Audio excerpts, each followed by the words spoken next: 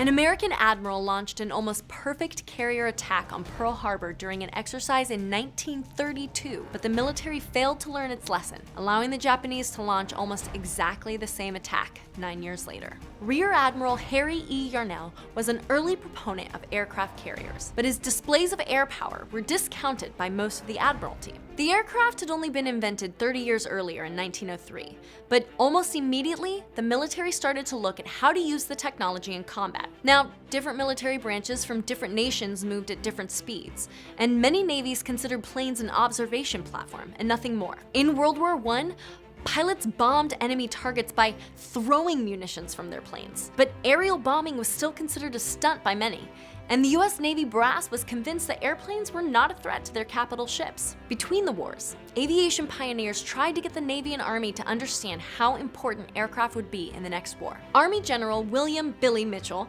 had some success in 1921 when his men sank the captured German battleship Ostfriesland in a test. I don't know how to pronounce Ostfriesland. If they wanted me to get it right, they should have won the war. But I'm glad they didn't.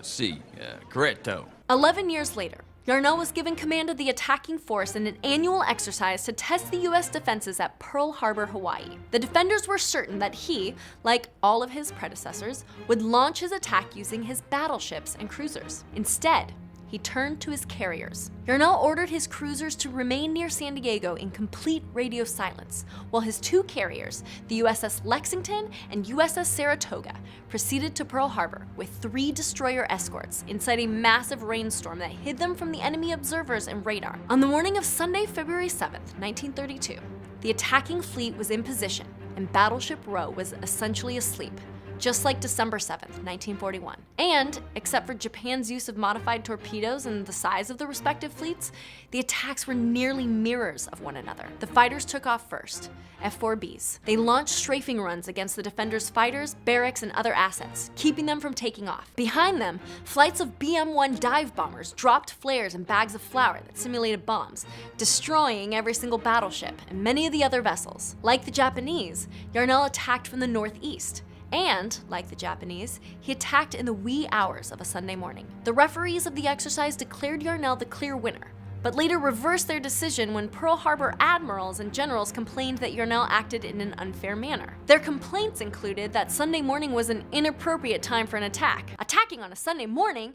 That's like attacking on Christmas. Who would do that? Came in the spot, doing my thing. It's real good and they call me king. 3 bad chicks under my wing. They also doubted the capability of their enemy to even pull off that kind of ambush. Sound familiar? It's kind of like the time a Marine general war-gamed a fictional Iran against the US military and won.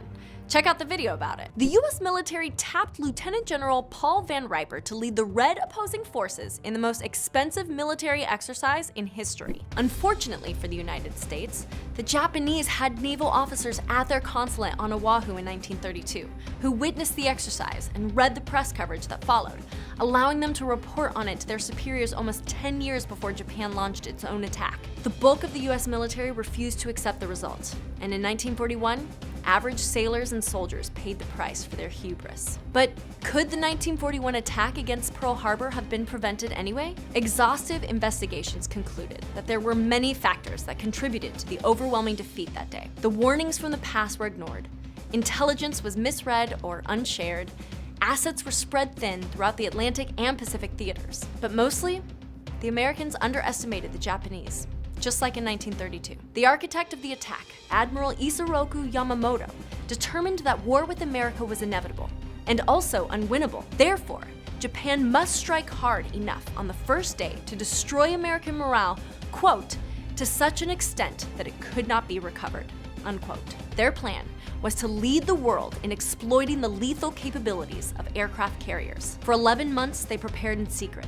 And finally, on November 26th, the strike fleet set out across the Pacific. The next day, the Chief of Naval Operations in Washington, Harold Stark, sent out a warning to all US Navy outposts in the Pacific. Intelligence suggested Japanese action in the Philippines or Southeast Asia, but as the warning didn't mention Hawaii, US Admiral Husband E. Kimmel, the commander of the Pacific Fleet, failed to predict the imminent threat. The morning of December 7th, 1941, two privates reported an unusually high spike on their early warning oscilloscope and finally decided to report it to Fort Shafter, but were allegedly told to disregard. There just had never been such an attack in the history of naval warfare. Japan sent 6 aircraft carriers with over 350 planes, a date that would live in infamy.